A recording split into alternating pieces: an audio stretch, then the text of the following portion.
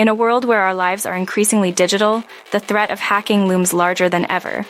Today, we're diving into the mind of a hacker to understand how passwords are cracked and how you can protect yourself. Imagine a dark room, a hacker typing away, code scrolling on the screen. Password cracking is one of the most common methods hackers use to gain unauthorized access. But how do they do it? Let's break down the techniques they use and the defenses you can set up. Quick cuts between keyboards, servers, encrypted files, and passwords set the scene.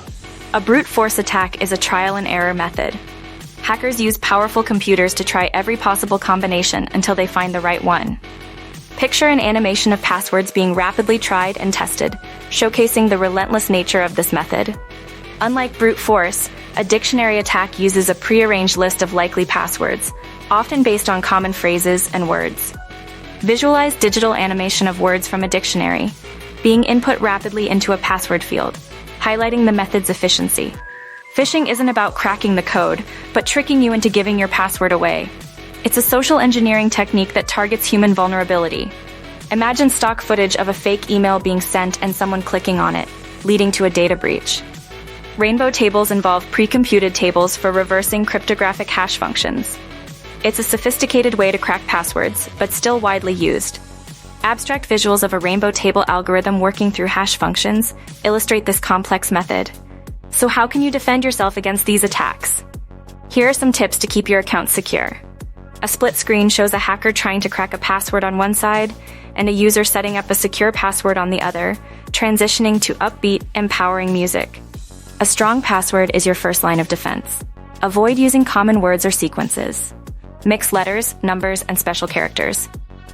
An infographic shows the elements of a strong password: length, symbols, numbers, and letters, emphasizing the importance of complexity.